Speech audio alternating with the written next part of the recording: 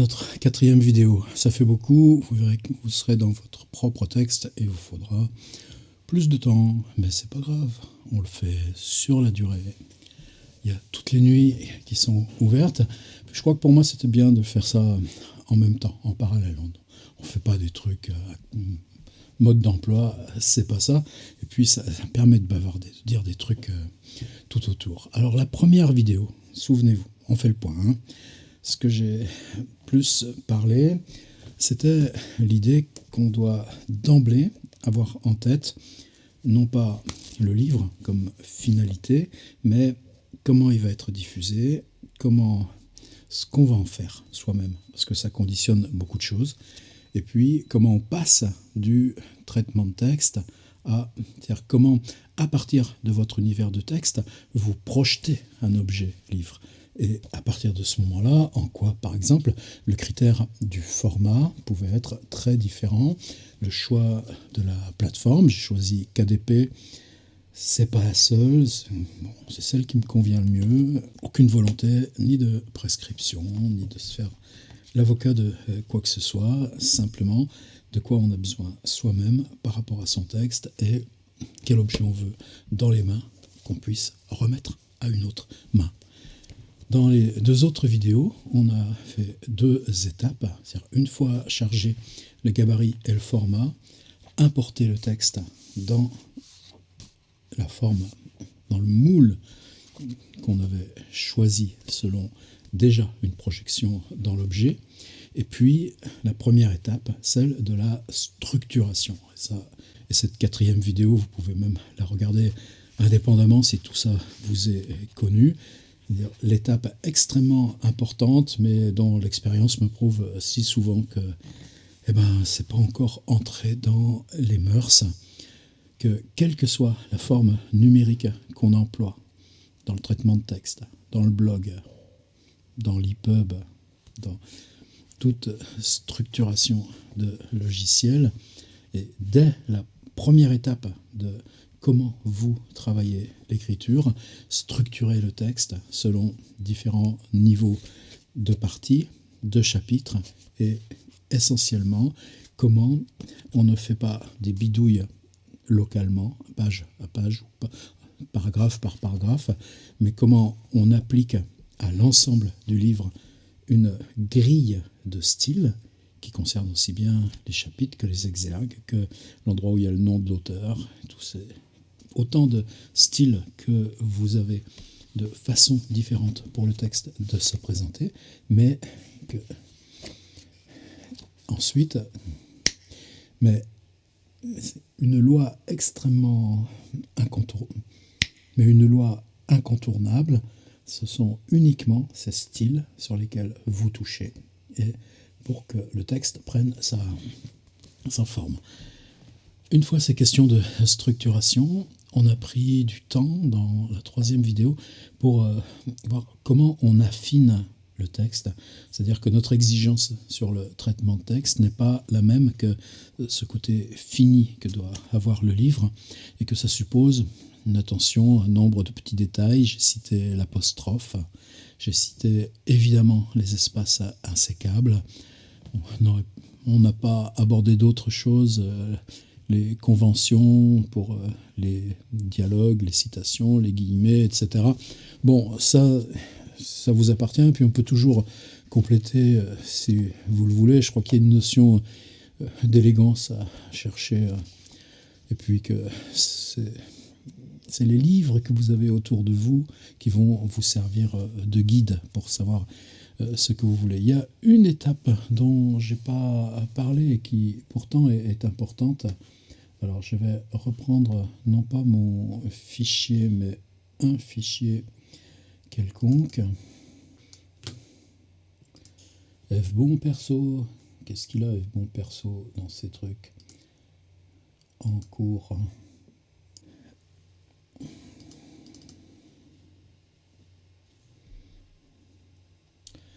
Je prends par exemple ce très long entretien qu'on est en train de faire avec un compagnon de parcours qui s'appelle Franck Senot. Je crois que j'avais corrigé le début.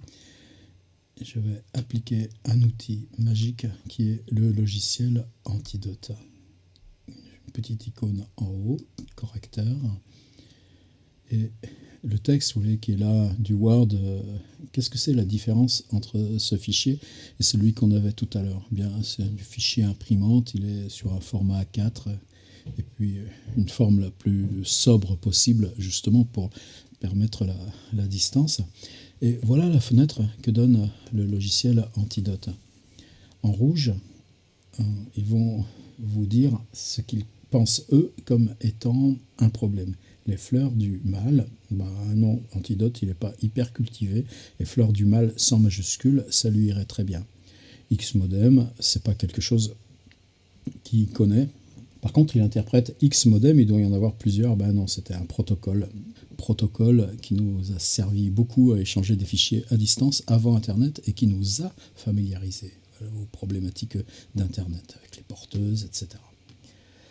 Des chercheurs comme Roger Chartier, le projet Gutenberg me confortait en ce sens. Lui, il pense que conforter le sujet, c'est Gutenberg. Là, pour l'instant, on n'est pas dans des fautes. Je vais plus loin. Il est aussi non normatif, c'est-à-dire que, par exemple, tout ce qui est souligné en orange pointillé, ça lui plaît pas trop, mais il pense que c'est simplement à vous de faire attention. Alors, c'est pour ça que pour moi, j'aime beaucoup ce logiciel. C'est juste, souvent, on voit qu'il y a quelque chose qu'il n'arrive pas à interpréter. Bon, ça vous renforce dans votre position, votre choix, mais ça vous contraint à regarder s'il n'y a pas quelque chose qui est de trabiole, et c'est formidable. Bon, en tout cas, quel est le principe des courts-métrages? Vous voyez, lui, il accorde à la fois court et métrage. Bon, je pense que maintenant, on est plus sur cette convention, mais justement, les conventions évoluent, c'est à vous de choisir. Qu'est-ce qui est important? C'est que toute modification, une publication élaborée en tant que telle, là, effectivement, c'est publication est féminin, en tant que telle sera féminin. Je clique sur ce truc et ça y est, c'est validé. Maintenant, je quitte mon Antidote. Eh bien, dans mon fichier Word, en tant que tel, a été reporté et corrigé. Je n'ai qu'à enregistrer et c'est fait. Il y a toujours cette idée que dans une maison d'édition, c'est les correcteurs qui font la correction. C'est des problèmes qui sont très épineux parce qu'effectivement, les journaux, les maisons d'édition cherchent à se débarrasser des correcteurs, à plus les embaucher comme à ne plus les salarier. Et c'est quelque chose qui a toujours été en interrelation avec l'écriture. C'est-à-dire que très souvent, des copains écrivains devenaient correcteurs dans les maisons d'édition et réciproquement, nombre de copains écrivains viennent du corps des correcteurs. C'était un des moyens pour les auteurs de tenir, avec toujours ce principe qu'on peut être excellent correcteur sur les textes des autres. De mon côté, je pense que je suis hyper cap, même s'il y a toujours des gens dont ça vous surprend leur qualité à détecter, à intervenir, à choisir, à repérer la petite pinaillerie de grammaire. Dans les maisons d'édition, on voit quelquefois le contraire, quelqu'un qui vous renvoie votre texte avec des virgules partout, ou qui vous a remis à l'endroit une citation de Beckett, parce que ça ne lui plaisait pas que Beckett écrive comme ça. Peu importe. Ce qui compte, c'est que sur son propre texte, on est toujours relativement aveugle. Donc, et quel que soit le nombre d'amis, de proches que vous pouvez convoquer pour relecture, la correction, c'est un métier. Donc, à un moment donné, on ne peut pas faire l'économie d'Antidote. Ce que je disais souvent à mes étudiants qui passaient master création littéraire, c'est pas un outil. On peut être très bon en grammaire et en orthographe, c'est pas la question. Mais il n'y a jamais un texte qui sort de l'ordi parce qu'il s'agit d'un article, d'un truc de revue, ou d'un dossier, sans qu'il soit passé par Antidote. Les doublons, on ne les voit pas. Les problèmes de ponctuation et de grammaire, on ne les voit pas tous. Antidote, ça coûte du fric? Ben non, justement, il est très peu cher, 90 balles, choses comme ça. Et en plus, c'est fait à la fois l'anglais et le français. Ça, c'est formidable. En plus, il comporte un dossier de synonymes quand vous traduisez. Ça peut être des appuis géniaux. Il y a des outils de statistiques sur les mots les plus fréquents, les longueurs de phrases. Alors, est-ce que je fais l'article ou sponsorisé?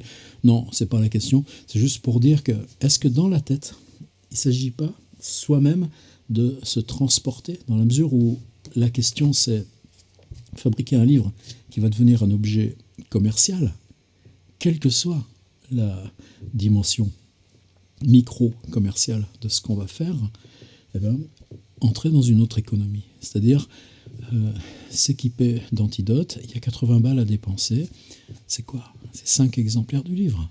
Quand vous allez avoir fini votre livre, là encore, votre communauté, les gens à qui vous vous adressez, comment vous allez le défendre, eh ben, cet investissement, vous allez le rentabiliser. C'est dégueulasse de parler comme ça. Ben oui, mais quelque part, il faut se dire que... Mais inversement, ce qu'on doit changer dans sa tête, c'est ça. C'est-à-dire, je ne peux pas être à mi-chemin, je ne peux pas faire du bricolage. Il y aura toujours des coquilles, il y aura toujours des erreurs. Dans n'importe quel bouquin, même des meilleurs éditeurs, il y a toujours des coquilles résiduelles. Et demandez à n'importe quel auteur, quand est-ce que vous découvrez ces dernières coquilles? Eh bien, vous venez de signer votre service de presse, vous repartez à la gare, vous prenez votre bouquin, et puis la première fois que vous l'ouvrez, vous découvrez cette coquille qui est passée à travers la double correction, les 3 lectures d'éditeur, les 4 lectures d'épreuves que vous avez faites, etc., etc. Donc de toute façon, il y a une espèce d'asymptote, de courbe impossible.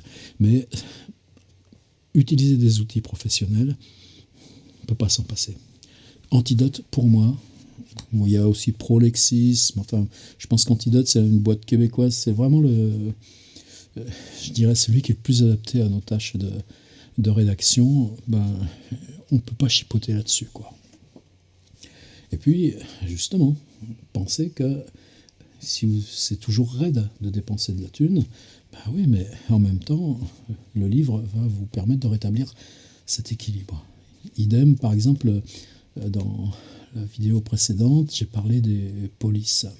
Alors, des polices, il y en a plein. Mais celles qui sont sur vos machines, c'est des polices d'affichage écran.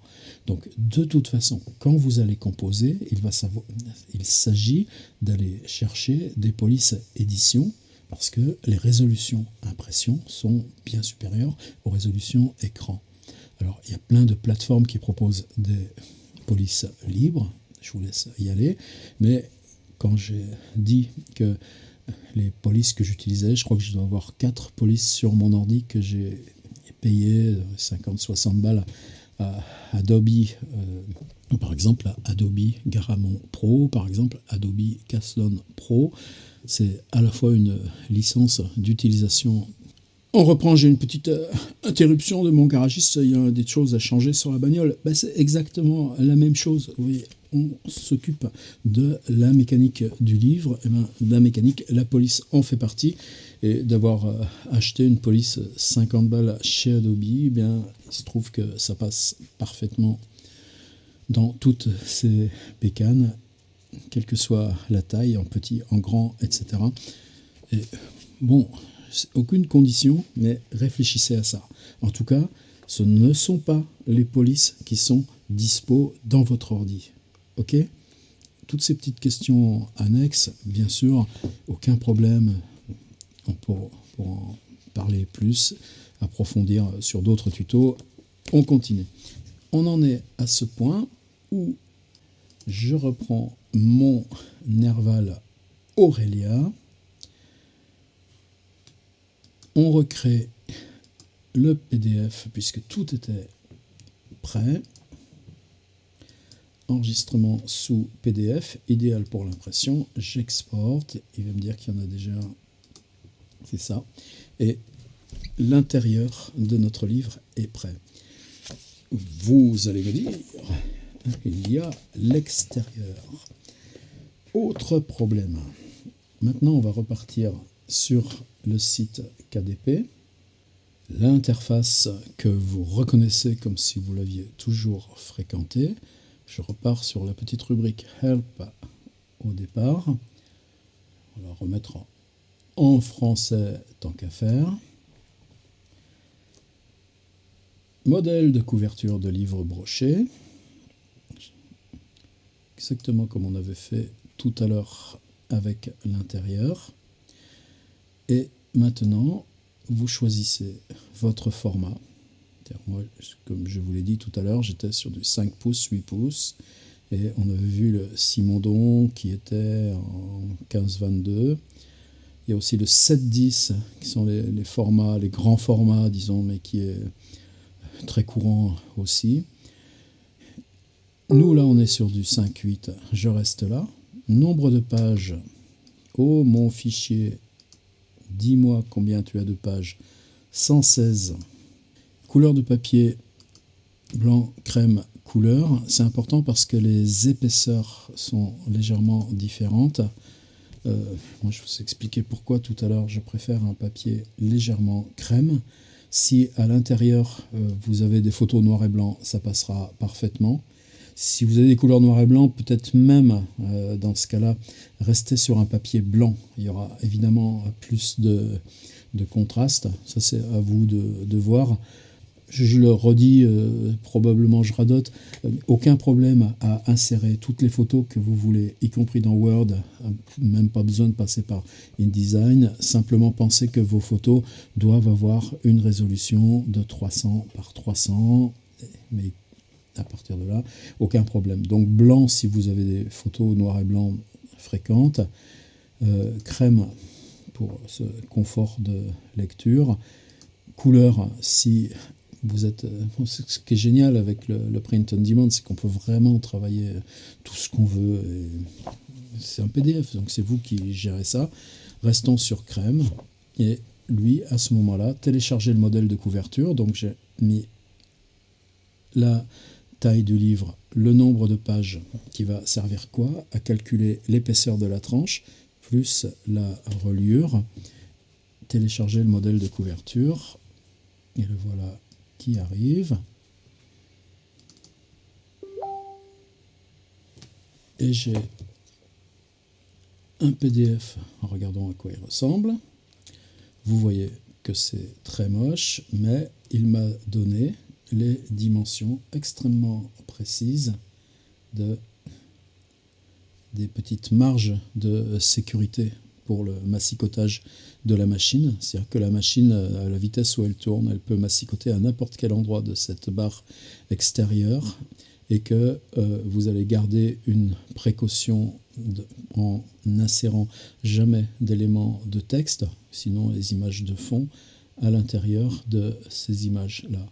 À partir de là, vous voyez que le modèle, est parfaitement débile et pas joli. Simplement, il vous a calculé avec précision la reliure et la tranche. L'autre, c'est un PNG, donc qu'on va pouvoir, c'est exactement le même, mais au format image, donc vous allez pouvoir reprendre dans Photoshop. Alors évidemment, dans cette plateforme-là, vous avez téléchargé ce modèle, c'est évidemment le plus simple et facile. Vous avez tout simplement aussi un petit script de calcul. Bon, il suffit de regarder un peu en détail dans ces trucs. Je dois l'avoir ici. Tenez, on va se l'importer dans notre Nerval pour y voir très très clair. Je me le mets là et je l'enlèverai. De quoi il s'agit? 5 pouces, 8 pouces, 127 sur 203. Ça, c'était mon petit aide-mémoire. L'épaisseur, c'est E. Eh bien, E, c'est le nombre de pages multiplié par 0,025 avec mon papier crème. Et ça, tous ces petits trucs, c'est très bien facile à trouver dans le site. Donc, mon épaisseur, ici, ce sera 116 multiplié par 0,025.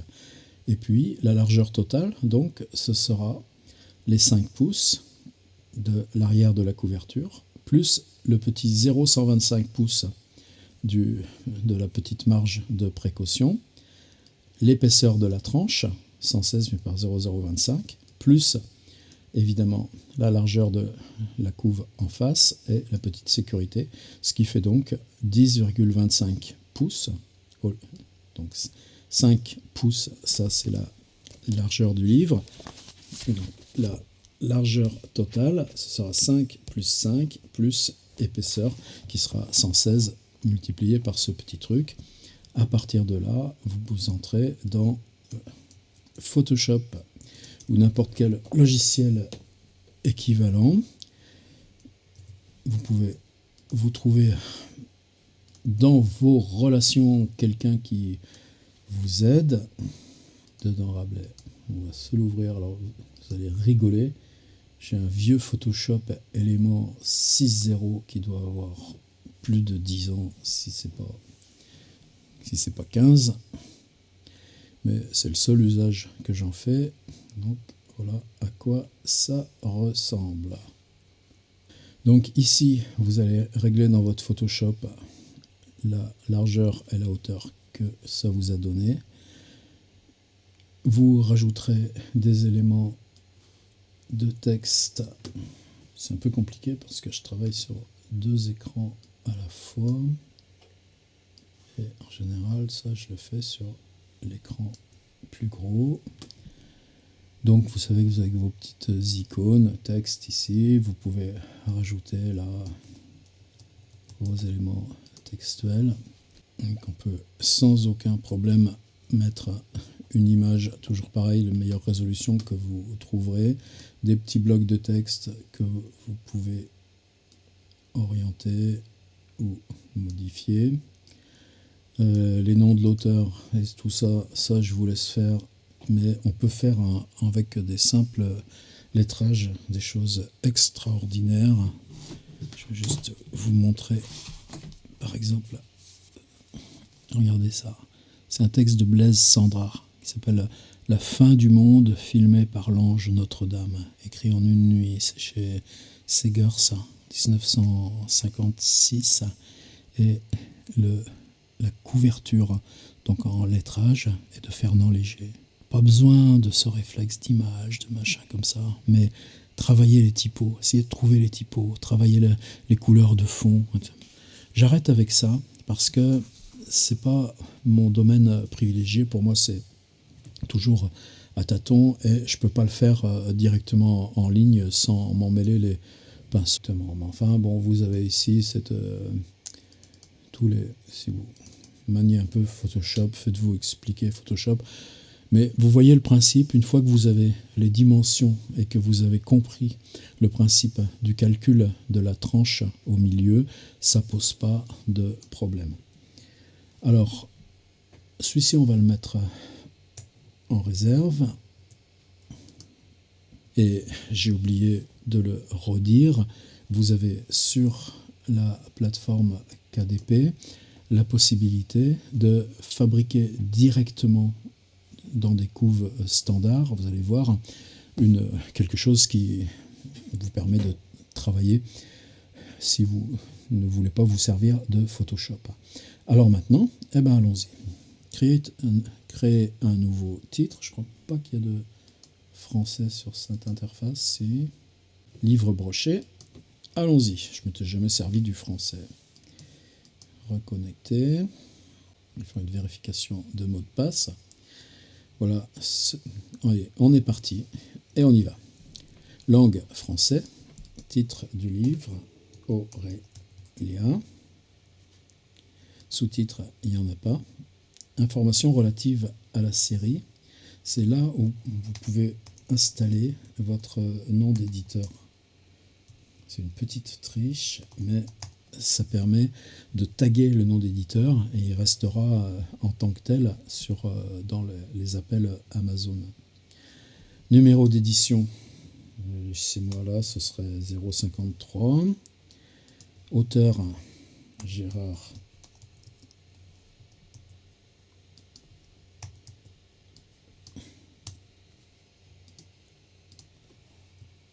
Ah non, préfixe, il n'y en a pas. Prénom, c'est là. Vous comprenez pourquoi c'est mieux de faire une fois sur un faux livre avant de vous lancer sur le vôtre. Donc moi, ce que je vous suggère, c'est vraiment, vraiment de tenter avant de vous lancer sur le livre qui pour vous est essentiel, sur ce genre de manip, avec là, comme on le fait, un fake contributeur. Il n'y en a pas d'autre. Description. Une mise en page contemporaine et conviviale.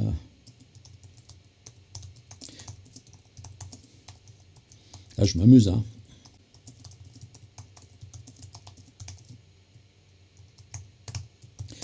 Mais, vous voyez que là, on a le droit donc à 3917, c'est-à-dire qu'on doit avoir droit à 4200 caractères, quelque chose comme ça fait quand même 3 feuillets.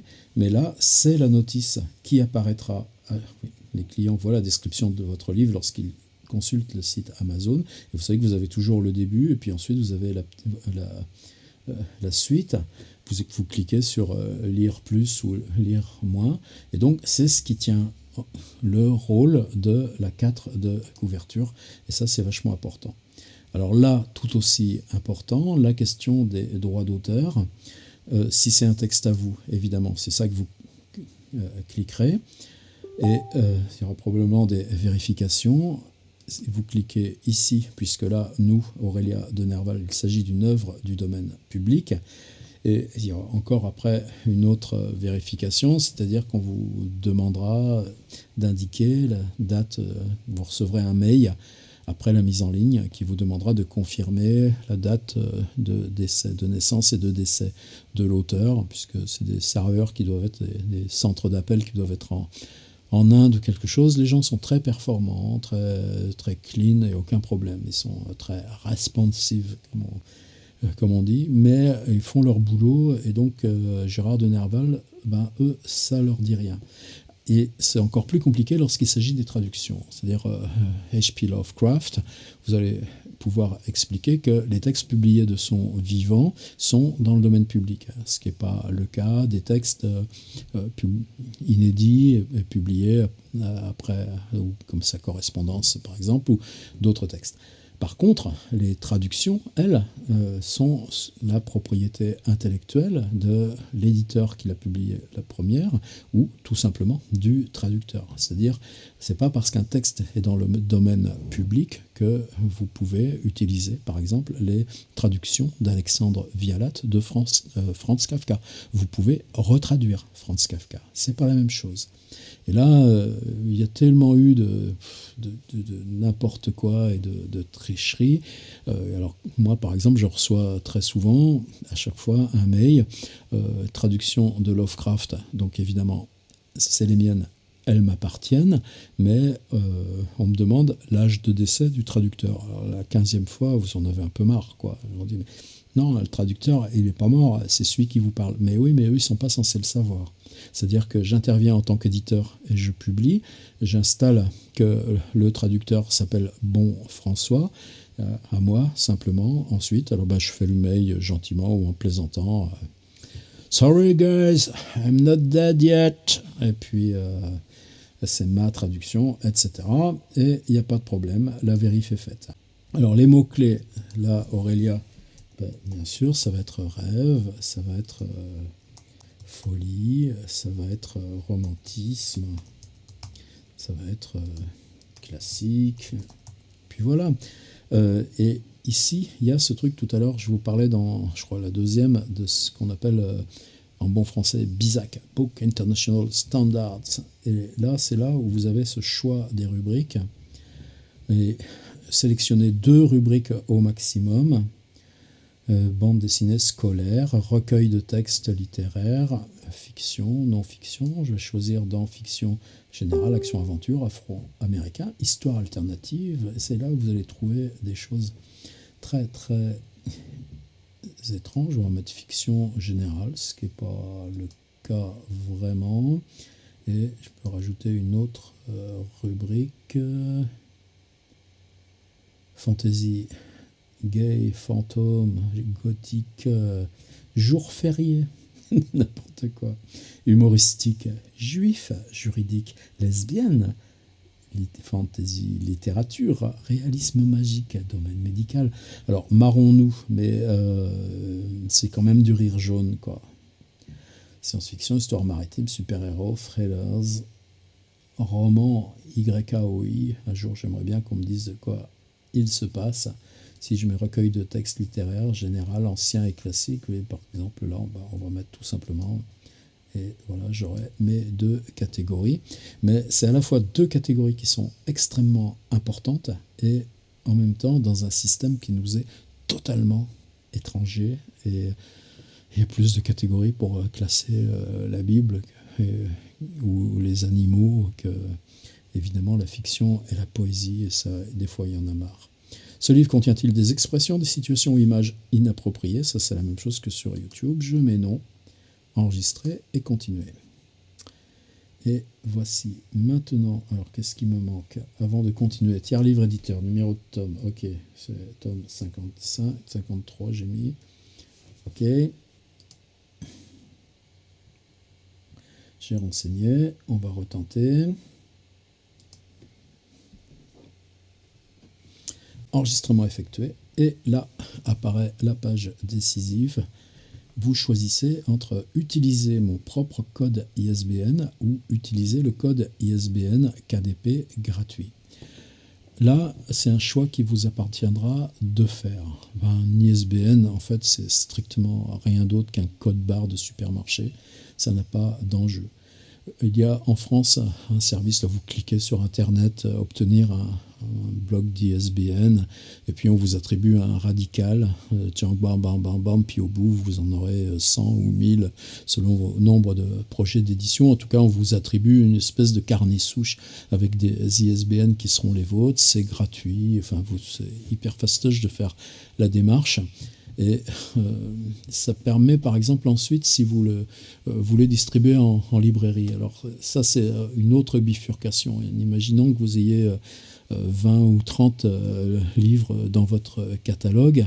Eh bien, vous pouvez prendre, alors en France, je ne sais plus comment ça s'appelle, Edilog ou un machin comme ça, mais enfin en tout cas, il y a un organisme qui vous permet, enfin, excusez-moi, là, parce que là, franchement, je n'ai pas révisé, mais vous payez 250 balles ou un truc comme ça, vous obtenez là encore votre adhésion à ce dispositif et vos livres vont pouvoir être répertoriés, bon, c'est possible.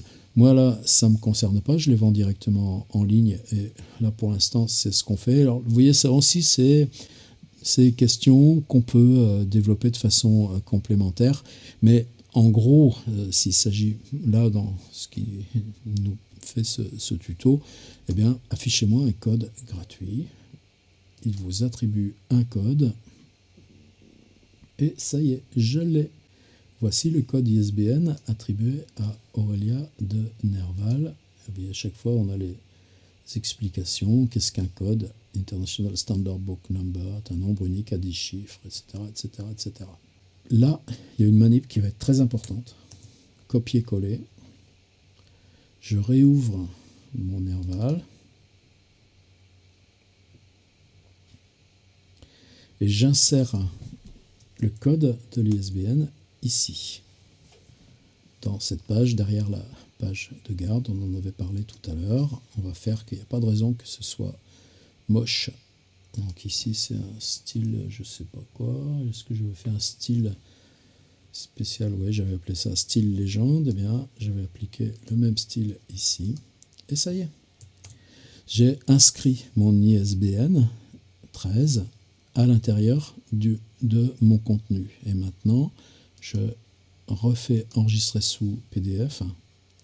Et comme je l'ai déjà dit, je le confirme. Dans les vérifications automatiques que vont faire de votre fichier, il y aura la présence du nom de l'auteur et de l'ISBN dans ce que vous avez mis en ligne. Cette manip étant faite, je continue. Date de publication, eh bien, on va mettre aujourd'hui. On est le 13 janvier 2020. Et là, très très important, option d'impression, parce que de même que l'ISBN, c'est une page qui n'a pas de retour en arrière possible. Ça veut dire que, il ne faut pas se gourer. 2 s'il y a une erreur, il vous faudra recréer un autre ouvrage. Donc la taille, là, sélectionnez une autre taille. Moi, c'était le 5,8, cette taille-là. Ça y est, c'est fait. On avait choisi intérieur noir et blanc avec papier crème pour calculer notre épaisseur. Voilà. Paramètres relatifs aux pompes perdues, ça c'est les choses quand ça déborde sur la marge. Ça, pour l'instant, là, on n'a pas besoin. Finition de la couverture du livre broché, j'aime bien brillant. Et on y est. Charger le manuscrit du livre broché. Bureau. Nerval Aurelia PDF.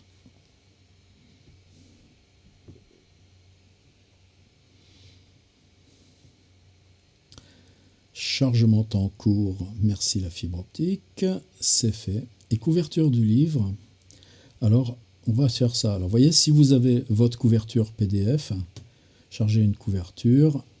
Tiens, on va essayer le Balzac. PDF prêt à imprimer uniquement. Chargez votre fichier de couverture. Oui. Graphisme et couve. Comment ça se fait? Oui, j'ai pas de PDF, couve Perlin, PDF, couve, j'ai même pas de couve, j'ai pas. Ouais, j'ai pas gardé les PDF, là, j'ai gardé que les Photoshop. Ben essayons, on va faire ensemble. Chargez votre fichier de couverture. Attendez. Essayons. Utiliser le créateur de couverture. Ce que j'ai jamais fait. Lancement du créateur de couverture. Mettre en format modifié. J'ai compris. Plus afficher votre message. Obtenir les images pour votre couverture. Ou télécharger un truc. Ignorer cette étape. Et ben voilà, par exemple. Voilà les petits scripts qu'il nous propose. Choisir cette création. Didacticiel rapide. Bon, tout ça, c'est assez barbant. Attendez, je vais quand même... Mais vous voyez, on a quand même de quoi travailler en ligne de façon propre. Là, je ne veux pas perdre de temps. Mais vous voyez que déjà, les éléments sont en place. C'est-à-dire l'auteur et le titre. Utiliser ces boutons. Alors là, didacticiel rapide, fermé. Modifier. Aurelia Gérard de Nerval. Tout ça est déjà en place aussi. La zone destinée au code barre, ça c'est très important. Vous devrez toujours laisser libre ce qui leur permet, eux, la diffusion, le repère, le tri machine et tout ça, justement parce que c'est robotisé et que s'il y avait des braves gens dans les entrepôts qui devaient manipuler nos trucs, ben, ça nous ferait quand même un peu mal au cœur. Attendez, je vais charger une fausse couve, ça ira plus vite. Créateur de couve, Kindle. Revenir. Ah merde. Bon, alors là, franchement, j'ai fait des conneries. KDP, je reviens. Aurelia Gérard de Nerval. Là, c'est Continuous Setup. Voilà. C'est solide. French Aurelia Subtitle Editor. Une mise en page du grand texte de Nerval. On est bien. Save and Continue. C'est là qu'on en était. Le problème, c'est qu'il faut toujours repartir du Yearbook Business. L'ISBN, c'est fait. Le choix, tout ça, c'est fait. Mais upload, là, on a notre truc qui a été chargé.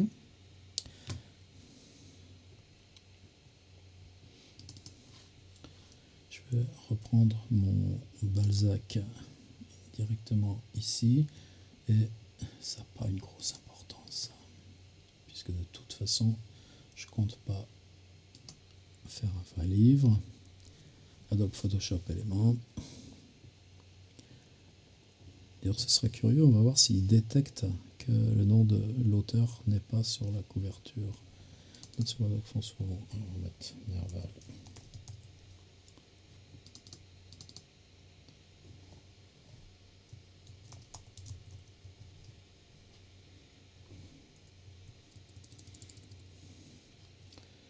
Aurelia, on va le virer. Aurelia Nerval, et puis ben voilà. Que veut le peuple de mieux ou d'autre? Il est beau ce livre. Et Balzac et Nerval, ils n'ont aucune raison de se friter la gueule. enregistrer sous Photoshop PDF. If you please.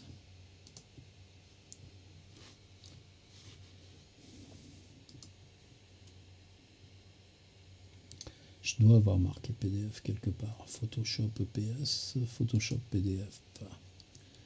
Là, tu vas mettre ça sur le bureau.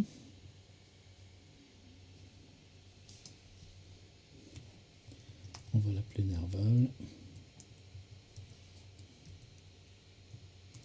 Couve. Impression, il vous demande la qualité, donc c'est du JPEG et qualité de l'image élevée. Vos fichiers là chez eux, donc ils n'ont pas le droit d'être de dépasser. Il y a quelque chose qu'on n'a pas fait, ce serait la couve pour le livre numérique. Par exemple, est-ce que ça va marcher ça? Donc je fais juste une copie écran de ce qui sera le livre numérique, puisqu'évidemment le livre numérique, on n'a que la face avant de la couve, donc ça va être quelque chose comme ça, mais oui que ça, il n'y a pas besoin, et là, une simple copie écran suffira, parce que le livre numérique c'est de basse résolution, et toc, et ça y est. Donc j'ai mis en réserve le premier côté de la face. Quittons Photoshop, et maintenant bureau, donc je reviens ici, upload a cover you've already done, upload your cover file, Nerval couve PDF, et là on arrive au bout. Patience, si vous en êtes là, vous avez presque gagné, mais vous avez compris le principe qu'on a un fichier pour l'intérieur, un fichier pour l'extérieur, et là maintenant l'épreuve de vérité. On ne peut pas passer outre, save and continue, ça ne marchera pas, je suis obligé de vérifier. Launch Previewer, là c'est un petit truc, et ils sont très gentils. KDP est en train de s'occuper de votre manuscrit et de votre couverture pour générer la visionneuse. Cela demande un certain nombre d'étapes, peut prendre plusieurs minutes. Eh bien, on va les passer ensemble.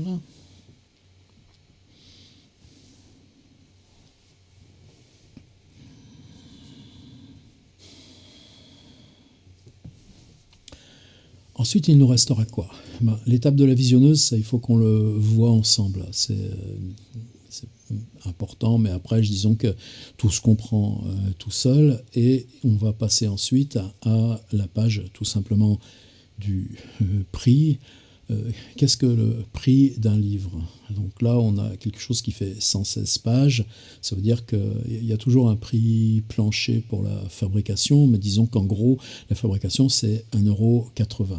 Donc à partir de là, Amazon va vous dire, moi j'ai quand même mes frais de gestion, de stock, etc. Donc tu peux le vendre, mais pas moins de 3,50 €. Par contre, si tu le vends 3,50 €, il n'y aura rien pour toi. Bon, pourquoi pas? Et donc ça peut marcher. En même temps, vous vendez votre livre sur le site, je prends ça, si je le passe à la poste, mais a priori, je suis déjà dans un tarif frais de port 5,28 €. Avec ce truc très bizarre qu'on a un tarif lettres et brochures, il faut aller au guichet, et ça ne marche que pour l'étranger. Donc si j'envoie ce livre au Québec, en Suisse, en Belgique ou en Angleterre ou aux US, si je dis tarif livres et brochures, ils vont me demander 1,20 €, alors que si je l'envoie simplement à Orléans, je serai plein pot à 5,28 €. Enfin, peut-être pas, parce que 116 pages, ça doit passer à 3,80 €. Donc, mais en tout cas, un bouquin de 200 pages, on sera dans ce volant-là. Et puis même les enveloppes, c'est-à-dire vous sortez de Bureau-Terre avec un paquet de 20 enveloppes molletonnées pour que ça ne s'abîme pas, et ben ça se paye, etc. Donc c'est des frais. Bon, c'est pas hyper loin, mais il faut penser déjà que 5,28 € plus le prix de Fab, de toute façon, quand il part, il fait 8 euros. Simplement, si vous le mettez... qu'est-ce que c'est? Est-ce que c'est la question de marge qui compte?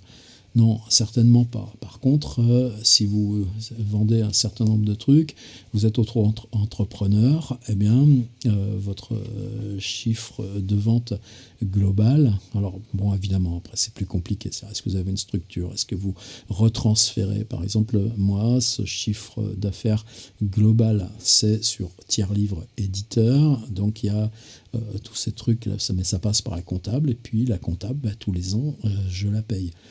Si je renvoie sur mon compte personnel une partie de l'argent tiers livre éditeur, si je fais un stage, etc., ça rentre dans les BFC, et là, l'URSSAF me reprend une somme qui est en gros équivalente à quelques euros près, aux 26% de l'auto-entrepreneur. Bon, tout ça, c'est géré par la comptable, c'est extrêmement rigoureux et tout ça.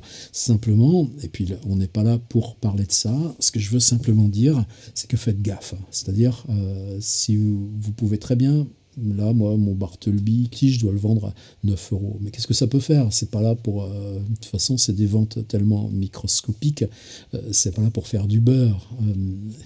Heureusement, en tout cas ça ne marcherait pas pour nous, même si précisément par rapport à, si je prends le Echnoz à 18 balles acheté à la Fnac, Fnac garde 40%, donc ça doit être là du camembert, donc garde 7 euros sur les 18, mais ils ont à payer leur magasin, ils ont à payer leur salaire, ils ont à payer, etc. etc.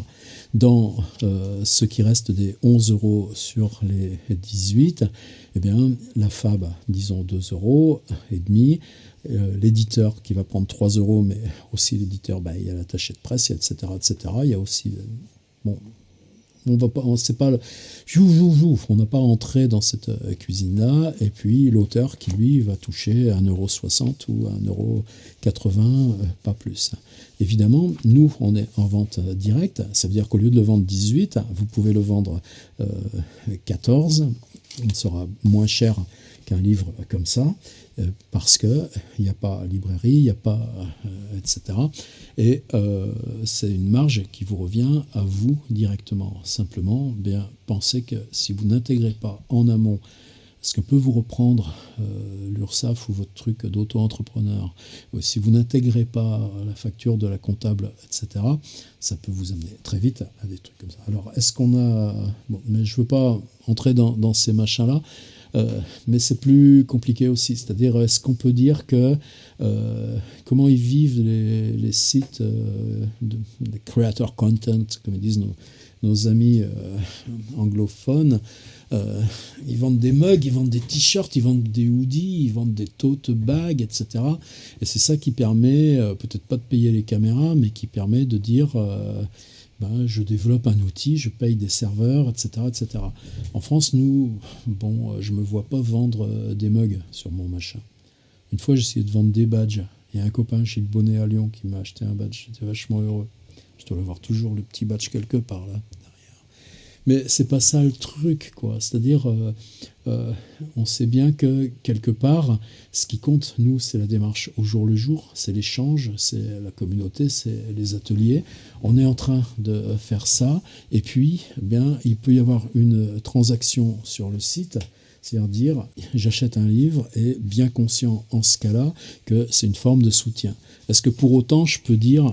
vous soutenez Tiers Livre, vous avez cet objet, mais je le vends 30 balles. C'est différent, par exemple, mes copains de Monstrographe à Angers, Martin et Colline, si eux font un objet artisanal en petite série à 300 exemplaires qui ne renouvelleront pas, ou par exemple la maison d'édition d'André Markovix Mesure, à ce moment-là, cet objet, lui, pourra justifier d'être...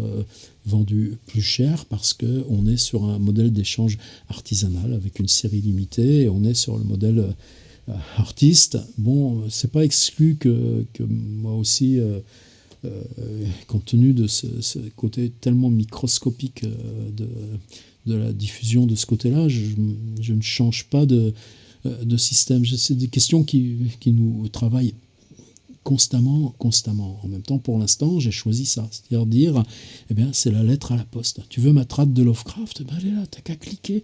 Et dans 48 heures, elle est chez toi. Et ça, je trouve que le print on demand, c'est quelque chose de génial là-dessus. C'est quelque chose qui bouscule radicalement et même la notion même du livre. C'est-à-dire, est-ce que le livre existe? Comme on avait autrefois, je me rappelle toujours, chez Verdier, une fois qu'il y avait une inondation là, de la rivière avec sortie de Ségon, puis les cartons de livres, c'est mon livre d'enterrement, que tout d'un coup, il était gros comme un livre de 380 pages, parce que c'était gonflé, gonflé, gonflé. Non, on n'est plus dans cette logique de stock. Ça, toute l'édition travaille à flux tendu, travaille avec le même genre de machine, mais c'est cette disponibilité. J'ai fait l'essai, j'ai fait à San Francisco, tu cliques 3 trucs, et puis 5 jours après, ça y est, le livre arrive, tu l'as entre les mains. Donc c'est quelque chose, c'est-à-dire que cette idée que le livre, évidemment, se matérialise au sortir de la chaîne de fabrication, mais il n'est rien qu'un code-barre, un poids et un truc comme ça, un machin dans des camions. Quand il se matérialise, c'est parce que vous enlevez l'enveloppe et que vous l'ouvrez et qu'il est à vous. Donc il se matérialise par sa lecture même, mais il se matérialise dans votre espace individuel. Ça y est, voilà, il a fini son petit moulinage. Quality check, on a vérifié, et voilà à quoi ça ressemble. Donc, ils ne se sont pas aperçus que Gérard de Nerval ne ressemble pas à Honoré de Balzac. On a le code barre qui a été intégré. Vous voyez que rien ne dépasse. Alors la petite ligne blanche, c'est la ligne à pas franchir. C'est l'espace machine. Je peux voir ici que mon titre là sur la tranche, même si le titre note sur Balzac, hein, c'est pas le. Là j'ai tiers livre éditeur et là j'ai François Gon note sur Balzac. Vous voyez que j'ai un tout petit défaut. C'est pas rédhibitoire, mais il touche la ligne rouge. Il n'est pas complètement centré. Donc si j'étais dans mon vrai boulot de mise en page, je reprendrais mon Photoshop, je décalerais ici la petite ligne pour qu'elle soit vraiment centrée, d'où l'utilité de la petite réglette. Et j'aime bien aussi l'idée que quand vous balayez, quand ça s'affiche, vous avez ce petit pitch. C'est un pitch en 4e de couverture, nous ça sert à rien, on voit que la face avant. Donc la face avant, pourquoi ne pas en profiter pour cette toute petite accroche. Et voilà, maintenant, Aurélia, on est sur la bonne page, la belle page impair. Domaine public, l'ISBN est là, et c'est ça, je vous dis, qui vérifie automatiquement. Gérard de Nerval, Aurélia. La table des chapitres, qui est parfaitement à sa place aussi. Alors vous voyez, par exemple, là, quelque chose que j'avais totalement oublié tout à l'heure, j'avais changé les majuscules pour les minuscules sur chapitre 1, chapitre 2. J'avais fait les 2 premiers et plus ensuite. Et bien là, ça m'apparaît gros comme une maison que qu'est-ce que c'est moche. Donc là, ce serait la première manip, ce serait dire tu reprends ton fichier et soit tu mets des majuscules à ces 2 chapitres, soit tu enlèves les majuscules sur l'ensemble, ce qui serait plus joli pour ce que je cherche, mais ça ne vous apparaît que par la liseuse. Donc on reprend ici, première partie, vous voyez, on est toujours là, et c'est là où je pense que ces questions-là de belles pages, fausses pages, bon, il faut le faire tout le temps, quoi. Et une autre chose aussi, c'est que vous voyez la numérotation, tout ça passe très bien, on ne touche pas les zones dangereuses de marge, même ma petite bordure là en amont du chapitre, du titre de chapitre, ça passe aussi.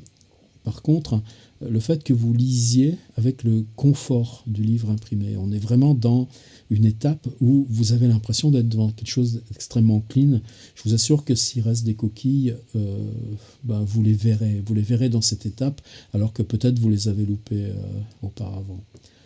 Donc, tranquillement, vous passez l'ensemble en revue. 6, 7, est-ce que j'ai pas... C'était le... Non, tout ça c'est très bien. Bon, alors évidemment, on n'a pas travaillé en détail à toutes les césures, comme je vous avais montré tout à l'heure sur le début du livre. Vous voyez que Word a fait son boulot, c'est-à-dire que des fois, là, s'il avait commencé ce paragraphe ici à la suite de l'autre, il aurait eu une ligne, mais il n'aurait pas pu en mettre 2, donc il s'arrête un tout petit peu plus haut et pour commencer directement en haut. Alors, c'est choses que InDesign, évidemment, pouvait régler peut-être un peu plus. Qu'est-ce qu'on aurait fait sur InDesign? Là, plein d'amers regrets. D'ailleurs, j'ai une majuscule non accentuée. Vous voyez comme on voit des choses qu'on ne peut pas forcément voir. Est-ce que ça aurait valu le coup de mettre ici 97% sur l'écartement des lettres pour resserrer le paragraphe, gagner une ligne et d'avoir les deux lignes ici qui auraient égalisé le dessous de page? Franchement, je crois que c'est des choses, quand on est en train de lire, on s'en aperçoit pas vraiment. Chapitre 8, chapitre 9, je vais voir quand même comment attaque la deuxième partie. Puis il y avait un chapitre 10 et j'ai oublié de mettre chapitre 10. Eh bien là, on le voit, gros comme une maison, toujours, c'est l'avantage. Seconde partie, je suis en bonne page, mon exergue est bien, j'ai sauté et je remonte. Alors là, typiquement, ce qu'on devrait faire, c'est Exit Print Previewer, c'est-à-dire je lui dis ah ben non, j'ai encore une suite de petites rectifs. Vous voyez, oh vanité, là il faudrait reprendre cette césure.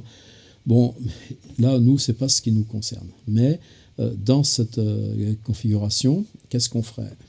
On ferait Exit Print Previewer, je fais mes petites corrections dans le Word.doc, je enregistrer sous PDF et je recharge le PDF avec les corrections et je relance la visionneuse. Évidemment, vous voyez que c'est pour ça que pour moi c'était important qu'on le fasse pour de vrai au lieu de vous dire il va se passer ci, il va se passer ça.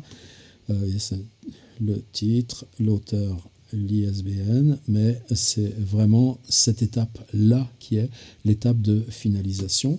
Et là, évidemment, je vais faire comme on est dans du pour de faux, je fais approve, ce qui est totalement criminel. Donc ça y est, et il m'indique que le prix de fabrication du livre avec la couverture brillante et le papier crème sera de 2,24 $. Tout à l'heure, je vous avais dit 1,90 €. Peut-être qu'ils ont monté un peu leur truc, mais le prix de revient du livre, c'est 2,24 $. Ça doit être en gros 2 € pile. Et vous remet ici 116 pages, taille 5 pouces, 8 pouces, couve brillante, etc.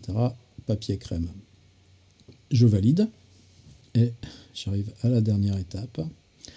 Alors, est-ce que vous voulez tous les territoires ou territoires individuels? Vous pouvez avoir, selon les traductions, par exemple, des choses que vous pouvez vendre au Canada, parce que au Québec, le domaine public, c'est 50 ans après la mort de l'auteur, provisoirement, encore, au Québec. Donc, je pourrais très bien vendre des livres qui soient domaine public au Québec, mais qui ne le soit pas en France. Bien, à ce moment-là, je choisirais Canada dans territoire individuel, mais non pas tous les territoires, ou alors Europe seulement, et pas USA, etc., etc. Évidemment, là, moi, c'est dans le monde entier, ma littérature. Primary Marketplace, Amazon FR.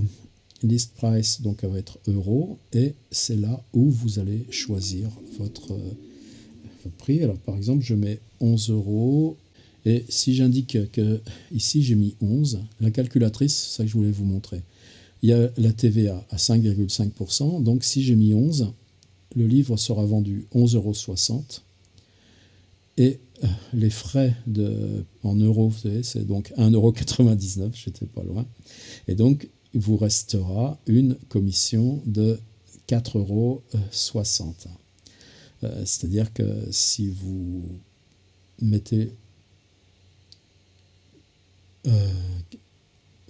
si le livre vous coûte 5,80 € de port, vous n'y arriverez pas. Par contre, si le livre, là, non, ça doit être 3,92 €, je crois, à la poste, si on est à moins de... pour un livre de ce format-là. Donc effectivement, ça vous couvre le truc. Et puis moi, quand je vends, je mets un supplément de frais de port. Je mets moitié-moitié, en gros. C'est-à-dire, je ne mets que... Ouais, voilà, c'est ça. Je mets 1,80 € si c'est un seul bouquin et 3,80 € s'il y en a deux. Donc on fait part à deux entre... ben voilà, ça y est. C'est-à-dire, si vous voulez faire plus, évidemment, il n'y a rien qu'empêche. La petite calculette marche toujours. Si je le vends 14, mais qui achètera Aurélia 14 €? Évidemment, les frais d'impression restent les mêmes à 1,99 €, donc les 2,24 $, ce qui vous laisse une commission de 6,40 € avec un prix comme ça. Mais si il s'agit d'un texte domaine public de 116 pages, si on veut être sur un truc de poche, ben voilà, on va mettre tout simplement 9 €. On va faire un petit chipotis, on va mettre 9,30 € et on va approcher. Price provide. Ah non, je dois mettre non pas une virgule mais un point. Il y a des petites choses comme ça qui vous. 9,80 €. Si je veux faire 9,99 €, comment je fais? 9,60 €, 10, 13, c'est trop. Bon, on ne s'amuse pas plus. Si je le veux qu'il soit à 10 € net, vous voyez, je le mets à 9,48 €, ça fera 10 avec la TVA, et j'aurai une marge de 3,70 €. Marketplace, donc Amazon.com. Aux USA, il coûtera 10,54 $. En Angleterre, il coûtera 8 livres. Et toujours la même chose au Japon, 1154 yens et 13,76 $ canadiens. Et simplement, je ne reviens pas sur ce que j'ai dit tout à l'heure. Pensez bien dans ces histoires de marge que de toute façon, ce qui est important, on va finir là-dessus puisque là on est au bout. Ah non, pardon, la version numérique. Alors, publish. Voilà. Et là, maintenant, je ne vais plus en entendre parler. C'est-à-dire qu'il va partir dans le réseau de validation. C'est-à-dire que, de toute façon, il est inspecté. Et, disons, en gros, là, on est lundi 17h. Je pense que demain, mardi 18h, je vais recevoir un message. Ça y est, votre livre est validé. Et maintenant, deuxième étape, est-ce que vous souhaitez fabriquer votre livre numérique? Alors oui, pardon, validation. J'aurai la validation, donc probablement en gros 14 heures d'écart. Donc ce sera demain dans la journée ou dans l'après-midi.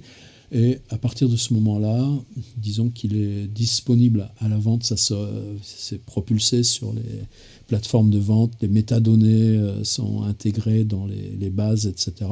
Et donc, en gros, jeudi, il sera disponible sur Amazon. Ce qui ne me concerne pas puisque je vais le retirer. Alors, Aurélia, Create Kindle ebook, vous voyez, maintenant, ça y est, il est marqué en review et que les autres sont en ligne. Je dois faire mon Kindle et c'est là où je vous avais dit tout à l'heure, et donc on est exactement, ça reprend les mêmes trucs, mais que d'une part là, c'est pas le PDF qu'on va charger, c'est on va partir directement du Word. Alors là, pareil, très important. Il n'y a rien qui vous oblige à travailler uniquement avec Amazon. Amazon, c'est 35% des livres numériques sur Kindle. Ça ne veut pas dire que vous le lisez sur Kindle, ça veut dire que sur vos iPhones, iPad, etc., vous lisez sur l'appli Kindle. Donc, ça ne suppose pas la possession d'un Kindle. Par contre, les autres liseuses propriétaires, je pense à Kobo et tout ça, parce que je suis plus tellement... dans ces machins-là, travaillent sur un format plus général qui s'appelle EPUB. Le format Kindle est dérivé de l'EPUB, mais c'est un format propriétaire. Alors, si vous avez le courage, vous partez de votre Word, vous l'importez dans Calibre, ou vous l'importez, il y a d'autres moulinettes, et puis vous fabriquez votre EPUB. Simplement, fabriquer un EPUB qui soit beau et joli, ça demande une compétence et ça demande de passer là encore du temps et c'est pas quelque chose qui s'improvise avec une moulinette à convertir en EPUB, quoi. Donc faites gaffe à ça. si par contre vous disposez de l'EPUB, ben vous pouvez très bien vous inscrire chez Immatériel et Immatériel diffusera. Ben, moi, je vous assure que ça marche mieux que Kindle. Moi, ça fait 10 ans qu'on est amis. Et eux propulseront votre EPUB et totalement indépendant d'Amazon, sur Amazon aussi, mais iTunes, sur Kobo, sur Google Play, etc. etc. Donc en gros, alors c'est là où Amazon est retort et qu'on retombe dans ces histoires de guerre. C'est-à-dire que si vous le mettez sur Kindle, ils vont vous donner 70% du prix de vente. Si vous le placez sur Immatériel, eh bien, ils n'ont plus l'exclusivité et donc ça sera moindre. Bon, ça c'est des chipotis, ça ne nous regarde pas. Donc simplement, par rapport au Word, je vous avais dit tout à l'heure, on va repartir ici avec le remplacer. Et tout à l'heure, j'avais inséré des sauts de ligne manuels. Vous vous rappelez, hein? Et là, les sauts de ligne manuels, je les remplace par un espace, parce que là, c'est totalement, vous voyez ici, on a un comment interpréter une démarche et le regard profond. Donc la question de césure est totalement impossible en livre numérique. Remplacer tout, voilà, je les supprime et je peux même reprendre mon style et par précaution parce que en fait ça pose pas de problème maintenant comme ça pouvait en proposer autrefois. Je reprends mon style body text, c'est-à-dire le corps de texte principal. Je repasse en paragraphe, je passe enchaînement et je lui dis ne pas couper les mots. Voilà. À partir de ce moment-là, ce fichier, donc je peux faire version Nerval Aurelia et je l'appelle KDP. Je l'enregistre et j'ai un fichier Word qui n'a pas la qualité du fichier qui m'a servi à faire le PDF, quoique nous ne l'ayons pas totalement finalisé tout à l'heure. Je reprends tout ça, c'est la même chose exactement qui a été complétée. Public domain count pre-order, save and continue. Next step, content.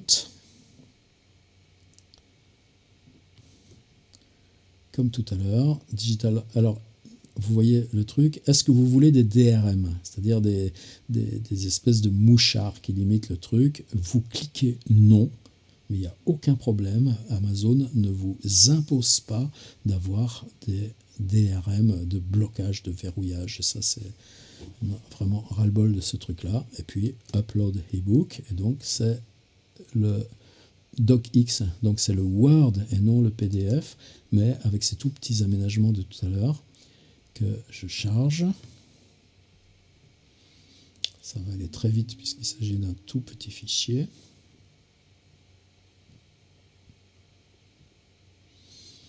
Ah oui, j'arrive plus à parler dans les blancs maintenant. Save successful. La couverture, toujours pareil, une couverture que nous avons déjà, mais ça tombe bien, on l'a faite. C'était la capture d'écran. Ah, elle est en PNG. Lui, il veut pas du PNG, il veut que du JPEG. Alors, ouvre-toi avec mon vieux Photoshop de 15 ans d'âge. Très bien, vous voyez, on en apprend tout le temps.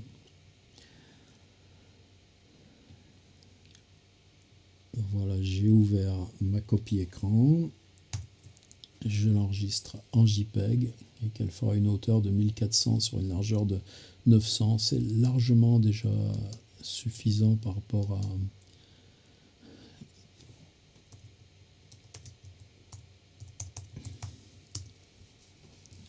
J'ai mon JPEG.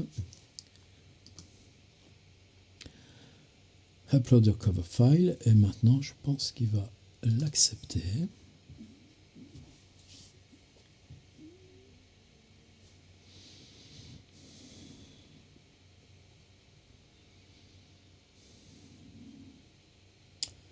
Impeccable. Et la petite visionneuse, comme d'habitude. Alors, sur les Kindle en numérique, comme c'est directement sur les services machines, il n'y a pas d'ISBN. Donc là, nous, c'est le On a un ISBN parce que la version papier en a un, donc l'ISBN papier va valoir pour le numérique, mais sinon, si on faisait que du numérique, là, on n'aurait pas, pas besoin. Là, il fait ses petites conversions, c'est-à-dire qu'il prend le fichier Word et il le transforme dans son format pour l'application Kindle, donc les liseuses Kindle ou les applis Kindle que vous avez sur vos téléphones, iPad. Je m'en sers beaucoup sur l'ordi aussi, d'ailleurs je peux simplement peut-être regarder ça. Où est mon appli Kindle, là voilà. Et ben voilà la petite visionneuse. Oh, attendez, là c'est juste pour vous montrer que cette appli Kindle, je m'en sers aussi sur l'ordi. Tout simplement parce que, par exemple, en cours, qu'est-ce que c'est que ça, le Duc du Maine, c'est mon Saint-Simon. Mais qu'est-ce que j'ai acheté récemment? Sandra. Homme foudroyé de Sandra. Vous voyez, là, c'est du... Alors, regardez bien. Donc là, on est sur du Gallimard. Hein, si je cherche bibliothèque, qu'est-ce que j'ai acheté récemment? Flammarion, groupe Gallimard aussi. Dépêche-toi, c'était la bio de Nathalie Sarraute. Là, c'est un EPUB que j'avais payé, tenez-vous bien, 18 euros. Le livre vaut 28, ils ont mis le livre numérique à 18. Voilà comment se présentent les notes de bas de page. Elles n'ont même pas été... il n'y a même pas eu de style sur les appels de notes de bas de page. Ouais. Vous voyez, ça, moi, ça m'énerve, quoi. C'est-à-dire, on peut faire un énorme boulot sur ces préparations numériques, et quand vous vendez 18 balles quelque chose pourri comme ça, excusez-moi, mais ça va pas. Alors que, bon, voilà mon petit bricolo qu'on a fait ensemble. Aurélia. Et qu'on est évidemment dans quelque chose de très différent, mais tout est respecté. Alors tenez, ça me fait penser aussi que je réouvre juste, là on est dans les post-scriptum et on va faire résumer nos problèmes, refresh, bon, on s'en fiche, book details, problème prévu ensemble. Laisse tomber, c'est pas parce que je fais beaucoup de trucs en même temps. Launch Previewer, c'est bon. ISBN, save and continue. Et là, on va me demander de la même façon le prix pour la version numérique. Par contre, comme il s'agit d'un domaine public, si c'est un texte à vous, vous aurez le droit de 70%. Si c'est un texte domaine public, c'est limité à 35%. Par exemple, sur mes Lovecraft, j'ai que 35% numérique, mais bon, je passe par le matériel et pas par eux. Et là, c'est à vous de mettre, alors là, ce serait idiot puisqu'il est disponible gratuitement de toute façon, mais si vous voulez mettre 3... on va entrer un petit $3, et ce sera parfait. Ouais, que $3, il vous en reviendrait $1 pour vous. C'est génial. Et on le publie et ça y est, il va être disponible dès demain. Donc je vais avoir super intérêt à l'enlever avant que... Ça y est, on a tout vu. Ouais, c'est juste ce tout petit post-scriptum sur toujours mon fichier Word, ce qu'on n'a pas fait. Essayez de faire du joli. Là, on a bricolé, mais... le rêve est une seconde vie.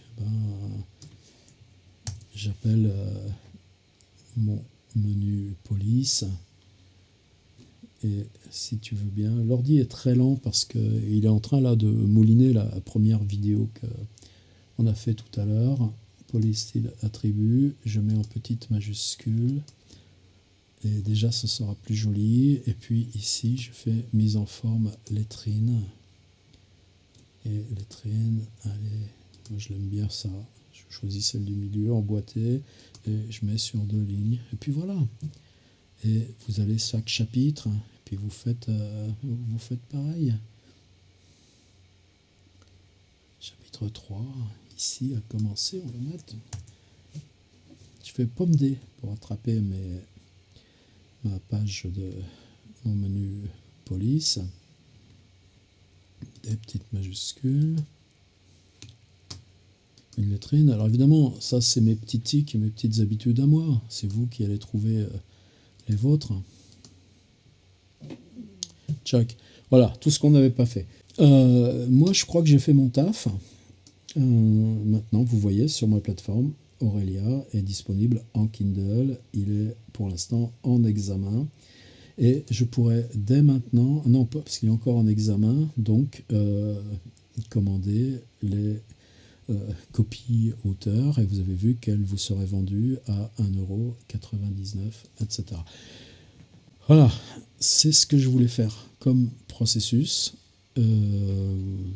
Ouais, tout ce qu'on avait à dire, je crois que j'ai à peu près dit.